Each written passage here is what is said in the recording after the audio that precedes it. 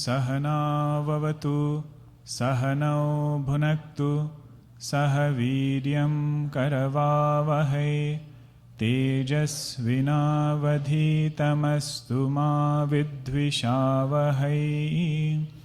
Om Shanti Shanti Shanti. Samastajana Kalyane Niratam Karunamayam Namami Chinmayam Devam Satgurum Brahmavitvaram Satgurum Brahmavitvaram. Om Shri Chinmaya Satgurave Namaha. Om Shri Chinmaya Satgurave Namaha. Om Shri Chinmaya Satgurave Namaha. Om Shri Chinmaya Satgurave Namaha. Om Shri Chinmaya Satgurave Namaha. Om Shri Chinmaya Satgurave Namaha. Om Shri Chinmaya Satgurave Namaha. Om Shri Chinmaya Satgurave Namaha. Om Shri Chinmaya Satgurave Namaha. Om Shri Chinmaya Satgurave Namaha. Om Shri Chinmaya Satgurave Namaha. Please repeat. Sarva Vedanta Siddhanta Gocharam Tamagocharam Govindam Paramanandam Sadgurum Pranatosmyaham.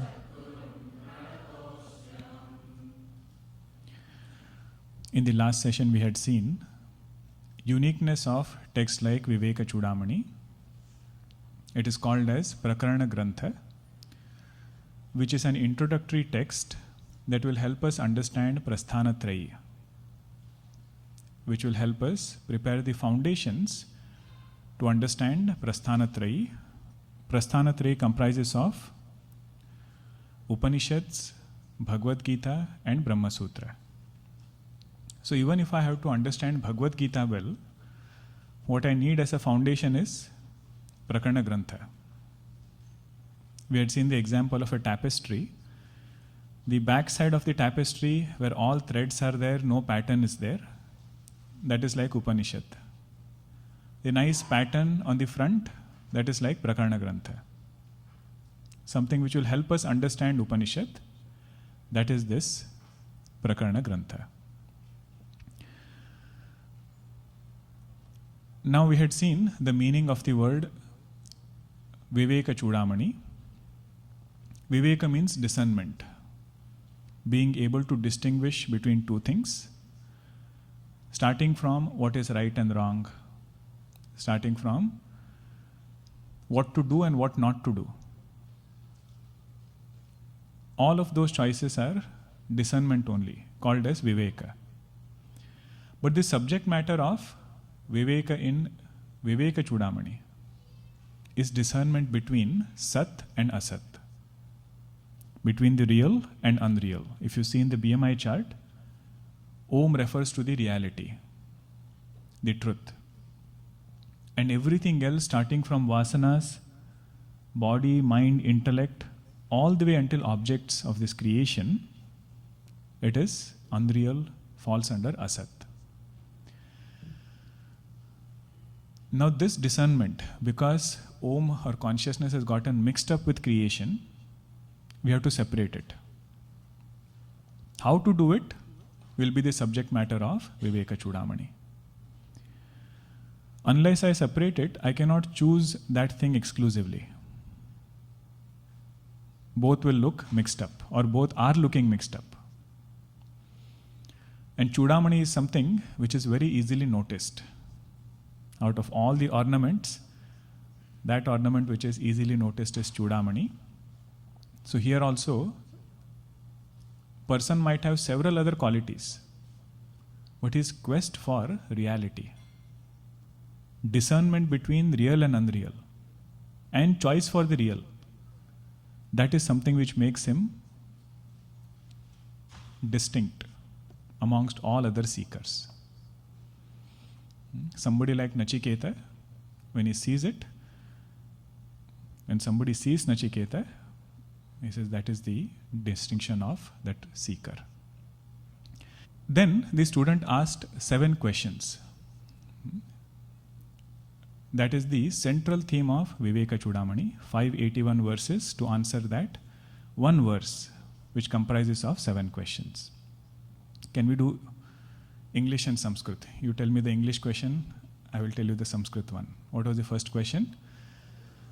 Ko nama bandhaha. What is bondage? Second question. Katham esha agataha. From where has this bondage come? Third question.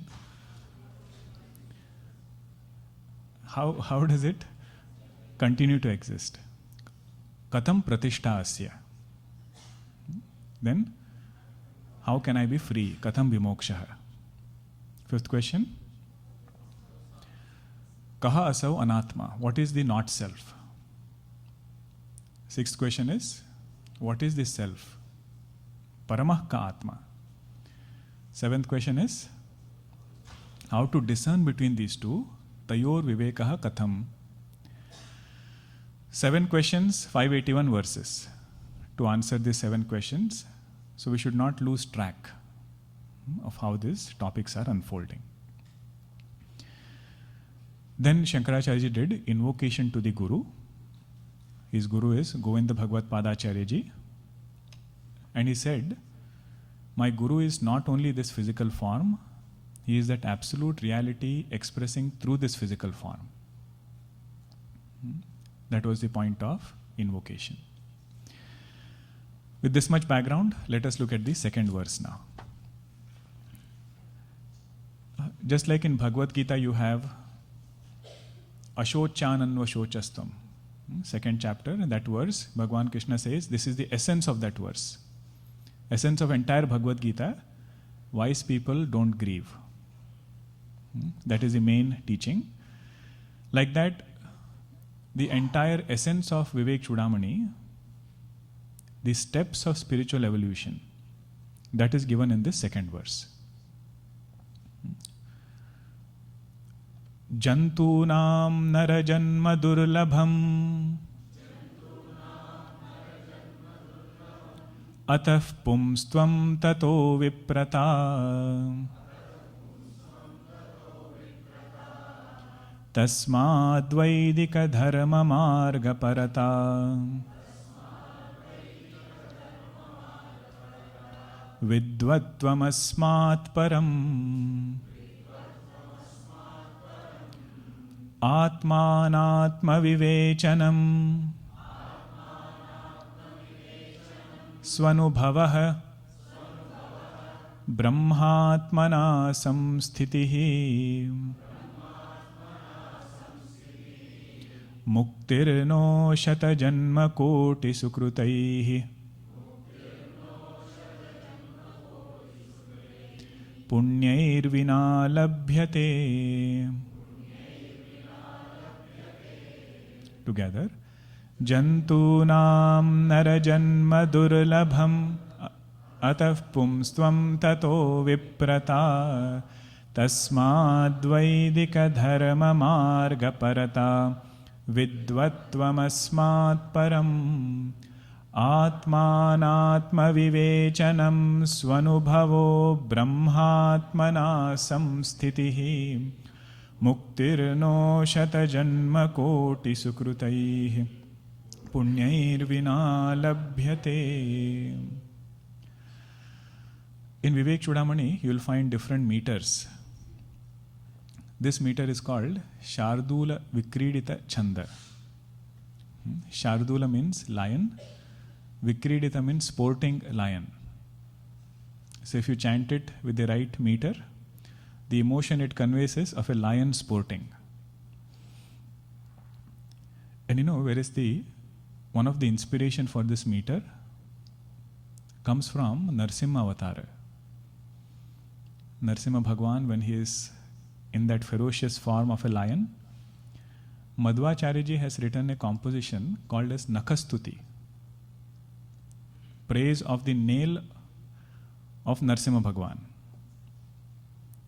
And the prayer is, may that nail of Narsimha Bhagwan protect us. And the meter for that composition is Shardula Vikredita.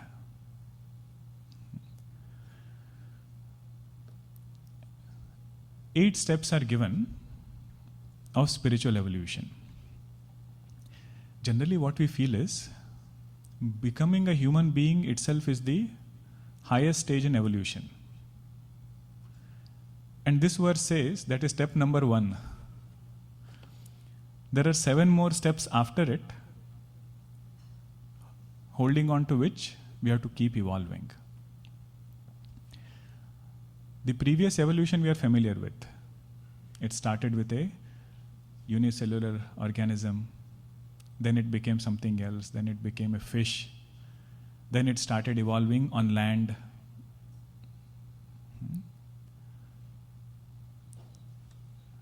You might wonder, how did it go from water to land? Something happened in water. How did it start suddenly coming on land? But anyway, I think there are answers for that. I seen a nice cartoon where there was one fish, the wife fish talking to the husband fish. Husband fish is walking away on the sand, and wife fish is telling from the water, I am talking to you, don't walk away. Whatever has happened there, that evolution we are very familiar with. How it went from water to land, finally became a human being. After it becomes human being, Shankaracharya says, let us come to evolution from human being. The main point here is, let us not miss this opportunity. Being born as a human is something very precious, very rare. Let us not miss this chance. So 8 steps, keep track of it. The first step is Narajanma. Jantunam Narajanma Durlabham.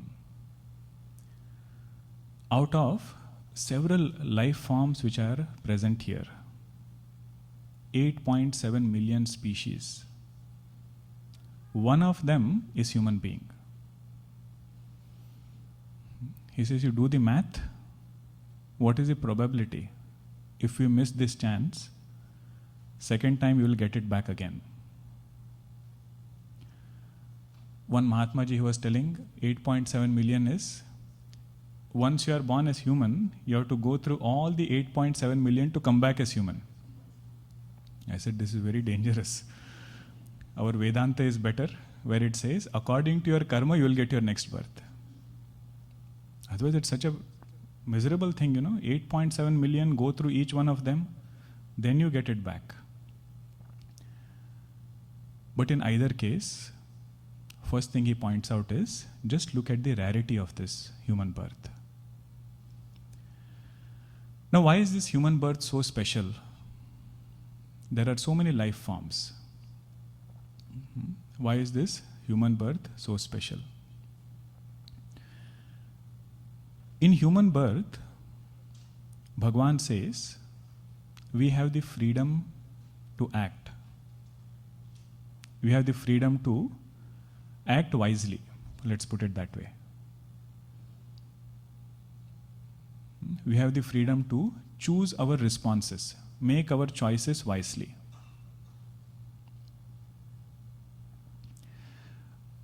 Please either sit or you can stay out. Don't keep walking in between.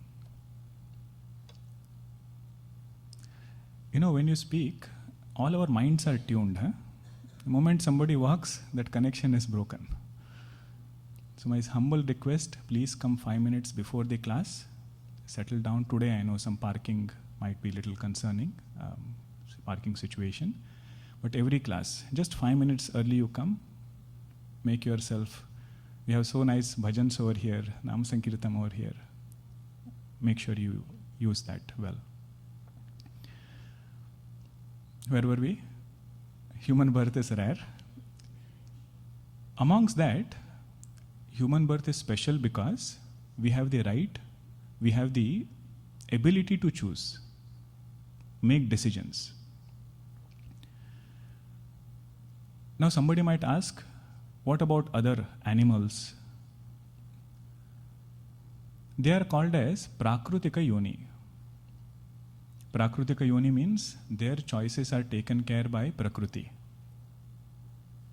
In other words, Bhagwan takes care of whatever is necessary for them. They don't have do's and don'ts. Lion doesn't accrue sin because it is eating a deer. Neither does cow get punya, merits, because it is vegetarian. They don't have a choice. Their choices are governed by the instinct, which is decided by nature. Any animal you take for that matter, sometimes I wonder, they do this horse racing, right? Different horses are running. After the horse wins the race, do you think the horse knows it has won the race? Does it brag that I came first? I read up few articles. They say the horse doesn't even care. Only thing that horse cares is, am I safe or not? And owner is getting excited. My horse won, your horse won. Meaning that yoni is not having any injunctions. Neither do they have too many do's and don'ts. But Bhagwan says, this option I have not given to human beings. Human beings have intellect with which they can make choices. If they make good choices, good results will come. Erroneous choices, erroneous results.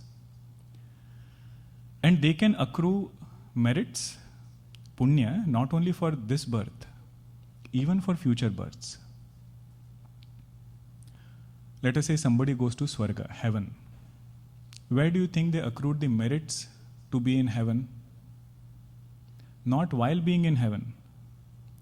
That was accrued in Manusha Loka. So this is where we can do good things and build our future life also. So Shankaracharya says that is the greatness of human birth. Let us first appreciate what we have. I had read a nice quote which said, appreciate what you have before it becomes what you had. Appreciate what you have before it becomes what you had. So human birth we have. First thing Shankaracharya says is, let us appreciate that. Now, having human birth, second step of spiritual evolution is Pumstvam. Now this word is something which has to be translated properly. Pumstvam, literally if you translate, it is manliness. Now how come suddenly in this evolution, spiritual evolution, manliness has come? Have you seen any Vedanta book talking about man or woman being that as the qualification? Tattva Bodha, Atma Bodha, Vivekachoodamani is this one. Any other book of Vedanta? He says there is no qualification related to physical body. Only thing they ask is, are you seeking something higher? Do you have qualifications? That is the only ask. So what does Pumstvam refer here? This we were saying in Bhagavad Gita class, 7th chapter. One of the vibhuti of Bhagwan is Shabda Khe Pourusham Nrushu. I am the manliness in human beings. So Gurudev and there is one more Mahatmaji, Ram Sukdashi Maharaj. He has written one commentary called Sadak Sanjeevani. very elaborate commentary on Bhagavad Gita. There he says, this Pumstvam is the desire in a person to be better, to seek moksha. That desire is called as Pourusham. One who is seeking moksha purushartha, such a person has the quality called as Pourusham. Here it is called as Pumstvam. It is not manliness only of the physical body. In fact, it is not referring to that at all.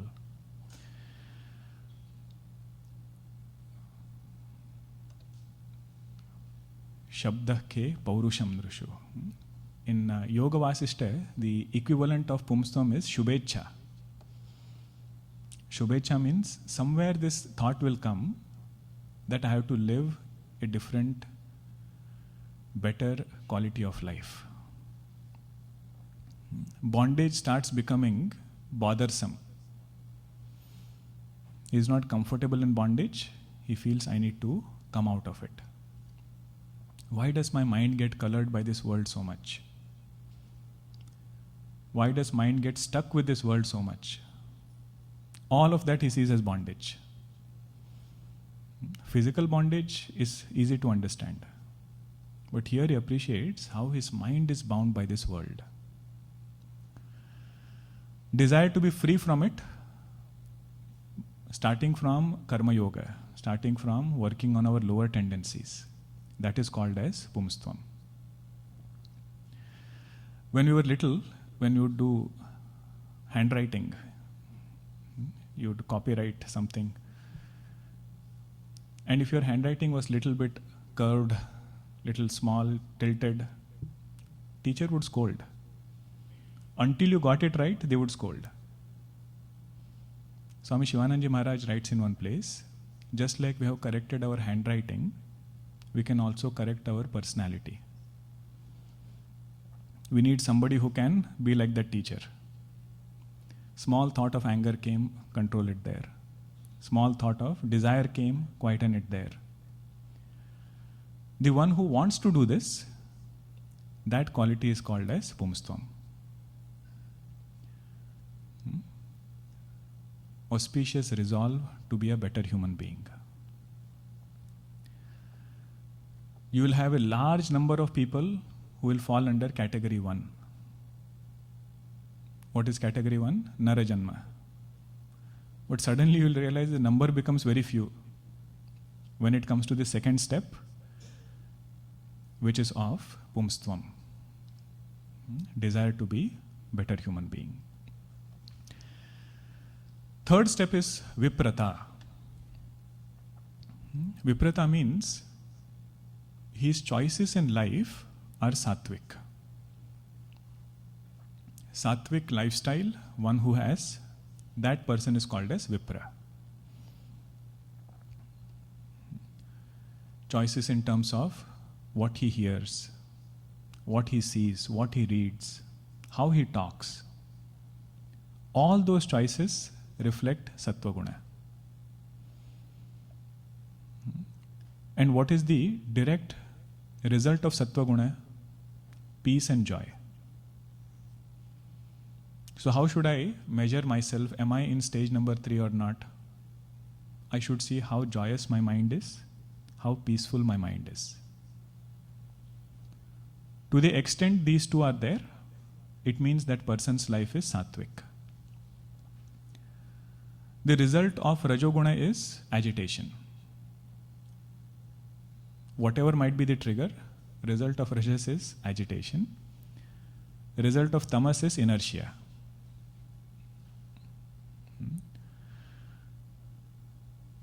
So Viprata means that person who has Sattvic choices in life. And we will realize if somebody has Sattva Guna, we don't need too many disciplines. Because the mind itself seeks discipline. Sometimes we have so many courses, right? Time management, stress management, anger management, wealth management. if we can manage Sattva Guna well, everything else can be managed well. We should have one course on Sattva management. So, actually all our camps are that. If you see from morning till evening, our routine is Sattvic. We are listening to Sattvic things, discussing Sattvic things. Mind is kept in Sattva. Result of that should be joy and peace. Either it is at a family level, society level, nation level. We want these two results or not. We want peace, we want joy. So if result we want, what has to be nourished is the root. Root for peace and joy stems from Sattva Guna. That is something which is the third step of evolution. His life has become Sattvic. Sattvic don't just consider a small fragment of life. Whole life itself has to be Sattvic. Particularly what we hear, what we read, what we see, and how we respond to this world. Then comes the fourth step, called as Vaidika Marg Parata. Parata means he is eager. Eager for what? He is eager to live a dharmic life. He is eager to live a life of values, live a life of disciplines given by Vedas. Don't take the extreme example. He doesn't suddenly become ritualist in a very extreme way, but he has faith in Vedas and he asks, if I am a grahastha, I am a brahmachari, I am a vanaprastha, according to scriptures, what should I be doing?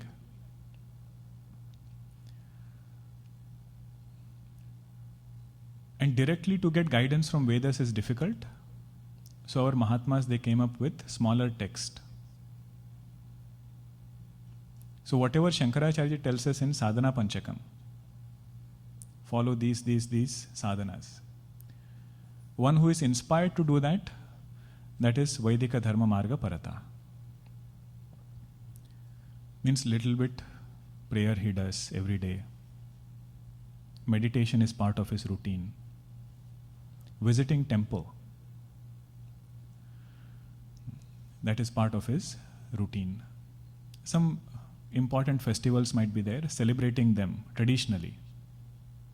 All of that is part of Vaidika Marg Parata. And if I am in a particular stage of life, it is my responsibility to know what am I supposed to do. What do they say? Ignorance of the law is no excuse. I had seen one drawing where the judge is telling this person who got a parking ticket, ignorance of the law is no excuse. And this person says, even this I didn't know.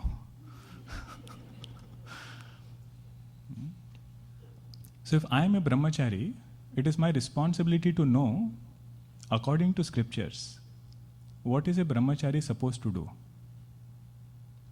Sadhana wise, doing Sandhya Vandanam, Gayatri Japa, whatever other practices are there. If somebody is a grahastha, Vaidika Marg Parata means he wants to know and live. What are those fundamental sadhanas, spiritual things I should be doing? That is the fourth step. And the blessing of this step is, it removes inertia from life. Some spiritual routine that this person follows uncompromisingly, that will do a lot of good to us. Simple thing we take, without prayer, no breakfast. Hold on to it very firmly, if at all somebody does that. Suddenly you will realize mind arranges its routine to fit that resolve. It will wake up half an hour early, do things on time, such that your resolve will be kept. And all these rituals which are there, they demand some kind of perfection, lot of perfection in fact. So a lot of values are also taught in and through these rituals. For children, the best one is Gayatri Japa, or some Ishtadevata Japa also. Rather than directly teaching them meditation or something, simple thing to start with is prayer and japa. Before you go to school, you say 10 minutes, 15 minutes. Doesn't matter how long it is, but making it wholehearted. That's an introduction to Vaidika Marg Parata. Okay. If we don't do this, if we don't start acting according to our knowledge, if we don't follow our actions per our knowledge, what is my knowledge? I should pray every day, I should meditate every day. Slowly what will happen is, my knowledge will start following my actions. If I don't do these things for 2-3 weeks, 4th week I will feel what is the need. So many people are there, their life is going on without these things. What is the need for doing these things? To avoid that, 4th step in spiritual growth is Vaidika Marg Parata. Inspired to live life of dharma. Next one is an interesting step. 5th step now. It is called as Vidwatam. Vidwatam. Vidwatam means clear knowledge of scriptures, particularly Vedanta. In other words, Vidwatam refers to Shravanam. Now he started with Pumstvam, had this desire to become better human being. Then Viprata, Sattvic lifestyle, Sattvic choices. Then had some specific sadhanas, Vaidika Marg Parata. Result of step number 2 to 4 is, he has desire for something higher. Wants to know what is permanent bliss. He is unhappy with temporary bliss, temporary joy. And he systematically does Shravanam. Committed Shravanam, that is called as Vidwatam. Shravanam is so interesting. If we do it systematically, we might be thinking in one way for several lifetimes. But within a short period of time, our thinking changes. It might be even few years. If you compare it with the billions of life that we have lived, few years is nothing. That is the power of this Vidwatam. Shravanam, where he is single-pointedly listening to scriptures. Think of it this way, there is one river, Samsara Nadi. We are on one shore, we have to go to the other shore. You sit on one boat, it starts from one shore, but it takes us only halfway. From there we are made to get into another boat. You say, why can't you go there? Boatsman says, my territory is only up till here. My ability is only up till here. Other half of the journey, you have to take the other boat. Safely he takes you, puts you in the second boat, and you start your journey to the shore. The first boat is the boat of Karma Yoga. First boat is the boat of value-based living. If that is done well, it will take us halfway. Then the second boat is the boat of knowledge, which is step number 5, listening to nature of truth, Advaita Vedanta. Now if somebody says, why can't I take the second boat directly? He says that second boat doesn't come to your shore. And if you try to jump, we might end up in water. Means minus values, minus karma yoga, minus a pure mind, directly trying to get into boat of Vedanta. That will be a very long jump. That also doesn't mean we have to keep waiting. First I will do step number 2 to 4, 100%. Then I will start studying Vedanta. That also is not possible. What is said here is we should know the goal and keep working on these sadhanas.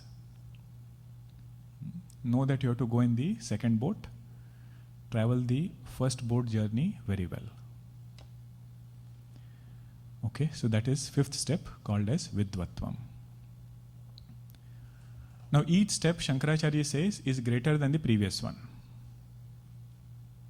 Okay, compared to living value-based life, getting clarity about supreme most purpose of life, Moksha, that is greater. And you will find number of people graduating to the later step is becoming fewer and fewer.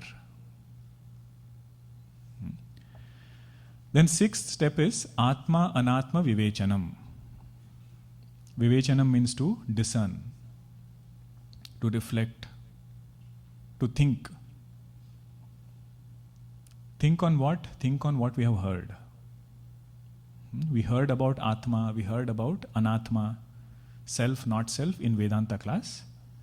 Now to think about it, that is the sixth step called as Mananam.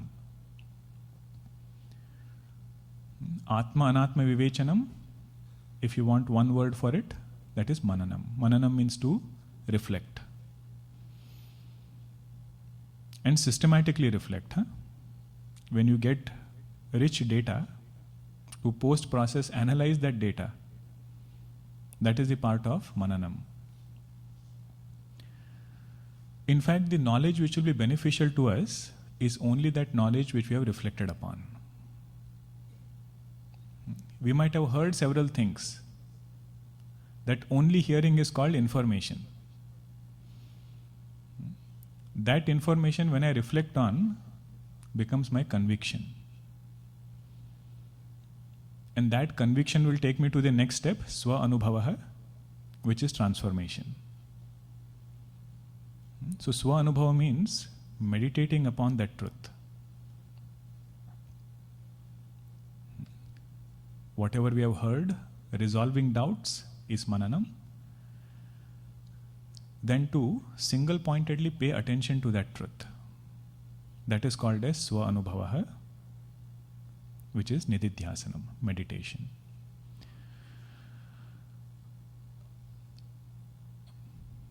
Three steps are mentioned here. Fifth one was Vidwatam. Vidwatam means Shravanam. Atma Anatma Vivechanam was sixth one, which means Mananam. And Swa Anubhavaha means Nididhyasanam, meditation. In meditation, Swa Anubhava, if you literally translate it, it is first-hand experience. And when we hear this, if you are not alert, we might start thinking, I have to go and experience this truth. And right from day one, they have been telling us, consciousness never becomes object of experience. All experiences are known by that consciousness. They become an object to consciousness. If you see the BMI chart also, this consciousness will never become known through eyes, never become known through mind. It will never become an object of this creation. So what is meditation? Where are we focusing? Not on objects, not on body, not on mind. We are focusing on that which is witness of all this. Now what will disturb us is our mind only. Different objects will create agitations and mind will keep bothering us in between. So quietening that mind and paying attention to that illuminator, Sakshi, that is meditation. And once that abidance is gained, attention is shifted. This person gets conviction that this is my nature. He does not say, I am Brahman because Upanishad says so. I am Brahman because my Guru says so. His first-hand experience is, this is my conviction. And when he does it for a long time, his erroneous ideas get removed. That is where this Nididhyasanam becomes important. If I tell you, there is some place called as Grand Canyon. Very beautiful. 220 plus miles long. 15 to 18 miles wide. 1 mile deep canyon. All this is good. When can you say you know Grand Canyon? When you have gone there and seen it. Until then it is hearsay. Somebody says it's beautiful, somebody says it is deep. But once you have seen it, that is Swanubhava. Like that here also, whatever is said in Upanishad as nature of truth, once a person has turned mind towards it exclusively, poetically it is said, gotten a glimpse of that truth. That is called as Swa-Anubhava. Now, until 7th verse, 7th stage, everything is fine. We are getting whatever we are saying. Started from Narajanma, then Pumstvam, then Viprata, Vaidika Marg Parata, then Vidwatam, Atma Anatma Vivechanam, Swa-Anubhava. Everything I understood. Somebody might feel also, I am there almost. 1, 2, 3, 4, 5, almost there 7. Shankaracharya, to remind us what is the true goal, he brings the 8th step. He says, Brahmatmana samstitihi. Brahmatmana samstiti means his life has to become sweet. He should be able to revel in bliss.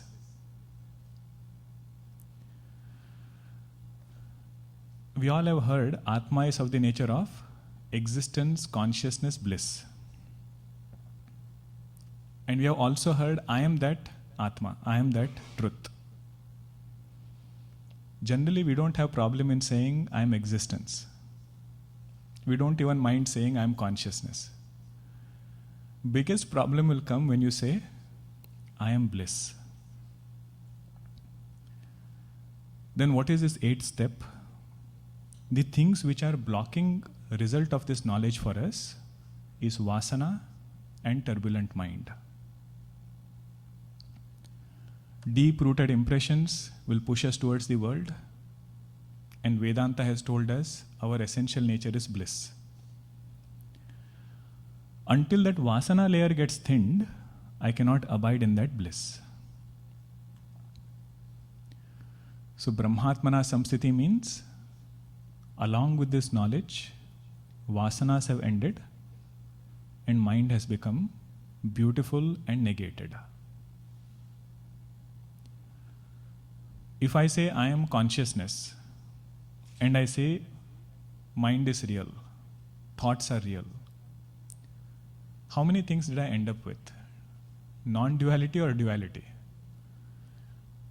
Duality, because consciousness is also there, mind is also there. Thoughts are also there. But we should remember, thoughts are not easy to negate. Vasanas will not allow us. So this person who has worked on his own vasanas, worked on creating a beautiful mind, pure mind, then the knowledge which expresses in such a person That is called as Brahmatmana Samsthiti. In other words, it is called Jivan Mukti. While living, he is liberated. Liberated from samsara. When you go to catch a flight, there are different steps you have to clear. If you have to reach your destination, everything has to line up well. Starting from the time you leave from home. Reaching airport on time, security has to be good. Then you reach your gate, sit in the flight, still you don't know whether you will reach or not on time. Then it takes off, you land, then you say, I have reached. Like this Shankaracharya says, all these 8 steps have to line up for mukti. And this lining up cannot happen without lot of punya karma coming together, not only from this life, from all the past lives. This is Pitru Paksha time. We offer gratitude to ancestors. One of the things we have to be grateful for is the spiritual samskaras that we have today. Several generations have contributed to whatever spiritual thoughts, inspiration that we are having today. Muktirno shatajanma koti sukrutaihi punyer vina labhyate. Without that punya, all of this coming together is not possible. What is the main point here? Human birth is rare. Bhagavan says, don't miss this chance, don't miss this opportunity. If you join some university, first day they have orientation. And in that orientation, they'll give statistics. How many people applied to the university? How many were shortlisted? And finally, how many are selected? Why are they giving that statistics? To remind us that you have 4 years. Remain focused, make the most of your time here. So many people wanted to be here, only few could make it. Like that, Shankaracharya opens Vivekachoodamani with this orientation. Several beings are there, very small fraction gets this opportunity to be born as a human. And after that, how to evolve? He gave different steps. And he says, hasten slowly. You cannot dash into moksha. If you notice, the last step was what? Reducing vasanas, reducing turbulence of mind. That will happen if we have done step 2 to 4 very well.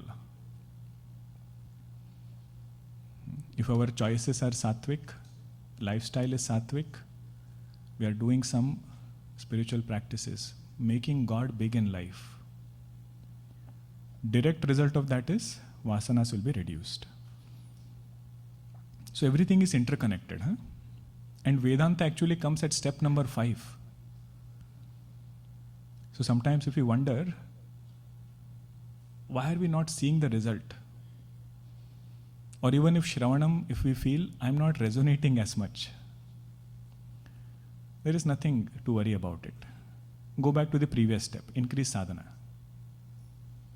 If sadhana is also there, we are not seeing joy and peace in life, go back to previous step, increase sattvic choices. Sattvic choice is also there, strengthen the shubhecha part, resolve to be a better human being. Starting from there, he leads us all the way to Brahmatmana Samsthitihi. Okay, very unique verse. Entire Vivekachoodamani is captured here. So I'll pause here. If there are any questions, thoughts, please do share. Please remain seated until everything is done. So for step 2, Pumstvam, what is the result of that, and how can we strengthen our desire to be a better person concretely? Like, what are the action steps we can take? Very good. What does Pumstvam actually mean? If you translate it as Shubhecha, Shubhecha means auspicious resolve to be better. We will realize there are many incidents, situations in life where we do something and then we ourselves recognize that it was wrong. Next time when I am faced with that same situation, if I can respond differently, that is Pumstvam. It could be any quality that I am trying to work on. And Bhagwan's grace is such, he says, I will give you plenty of opportunities. If you get agitated by some person once, he says, tomorrow also there will be somebody. Either same person or some other person. So trying to respond differently, that is Pumstvam. Okay.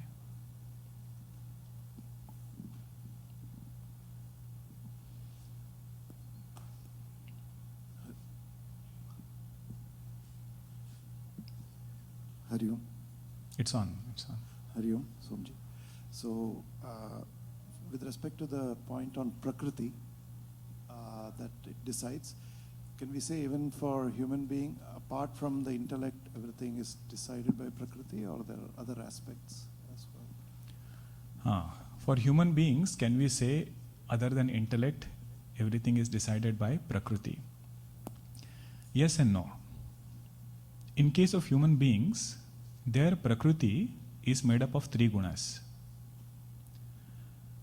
At a given time, if our guna is Sattvic, that will decide how we respond. If guna is Rajasic, response will be Rajasic. Guna is Tamasic, response will be Tamasic. So in that way, Prakriti decides. Not like in the case of animals.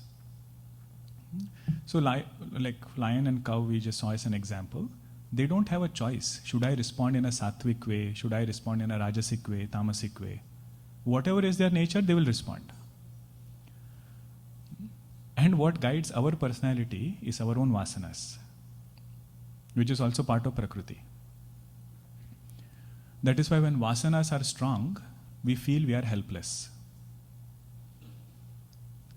We feel, I know what I should do, but I am unable to do it.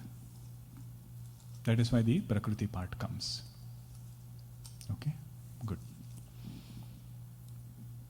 In step 8, you talked about vasana shayam. Now, we experience the prarabdha karma. Yes. And it is so imperious, and it is also compounded by tapatrayam. So how does one go about negating the vasanas? When our quest for overcoming vasanas is faced with prarabdha, how do you face it? Actually, either we can look at prarabdha as something karma related. Another way to look at it as God's opportunity to grow. That makes it sweeter. It might be difficult prarabdha, but if my bhavana is, this has come for a purpose. There is some vasana that Bhagwan wants to erase from my heart. Let me see what it is. Then that same situation looks very different. Good. Okay, here. I think my question... This mic is little low now. I can't hear you well. Maybe can you give the other mic, please, or increase this volume?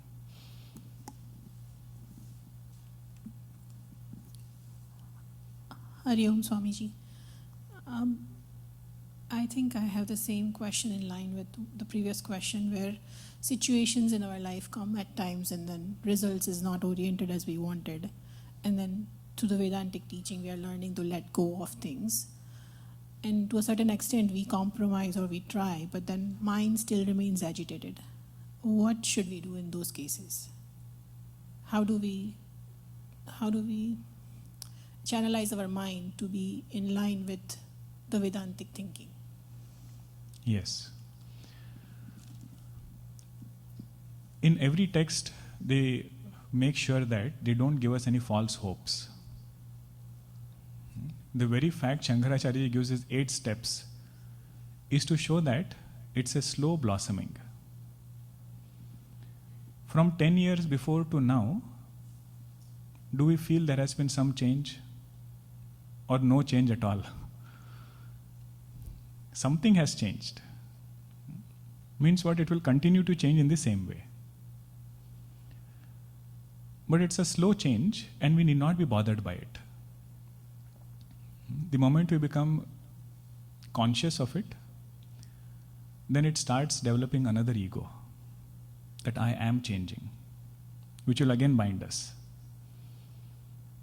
Best litmus test is peace and joy. If that is there, we don't need any other metric. How to get it? Vivekachoodamani will elaborate. Okay. Last one. Hari Om. Yes. Okay, last two.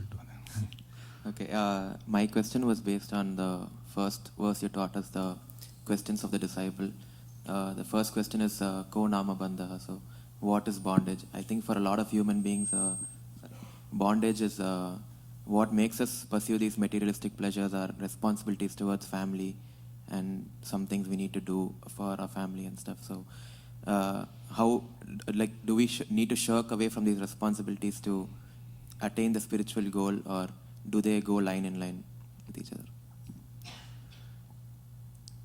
That is true. If you look at it closely, when you think about bondage, that is the first thing which will come to mind. Responsibility and duty. But if you notice, the 4th step was Vaidika Marg Parata. Doing our own duties diligently. That is one step of spiritual evolution. And if that is done with devotion to God, that duty will free us. If that duty is done with some attachment, that duty will bind us. So duty will never become a bondage. It will, in fact, the only way for us to grow is to do our duties well. Mundaka Upanishad, we saw this. Tapashraddhe. Tapaha there means doing our swadharma well. That is austerity. It will never bind us. Yes. What does vasana mean? I think it means conditioning from previous life, but we talked about it a lot today. I don't know exactly what it means. Yes. Vasana, this is not an etymological meaning, just simple. If we touch garlic, peel it. Even if you have left it away, smell remains. That is vasana. Every experience we have, experience has ended. But coloring of that experience remains. Either in the form that this is nice, this has given me joy, or in the form that I don't like it. One symbolic meaning of offering flower to God is that. That fragrance which is there, Bhagwan, please, may the sweet fragrance remain with us, everything else is yours. You have, what is that? Mallige, jasmine flower. You make a mala out of it, mala goes to Bhagwan. But the fragrance remains with us. But that is punyo gandha, good fragrance. And we should remember, vasana is not always a bad thing. There are good vasanas, there are not so good, erroneous vasanas. What makes us study Vedanta, that desire is also vasana. What makes us meditate, that is also vasana. And what takes a person towards erroneous things, addictions, that is also vasana. So I should hold on to Shubha Vasana, let go of Ashubha Vasana. In that I have 100% choice. Bhagavan says, don't blame anybody for that. If at all we have developed certain habits, we have ordered it for ourselves. And if you want to build some habits, we can build it ourselves. Okay. We'll pause here. Please remain seated until the announcements are done. And next session also we will have some time for interaction. Om Purnamada Purnamidam Purnat Purnamudachyate Purnasya Purnamadaya Purnameva Vashishyate. Om Shanti Shanti Shanti.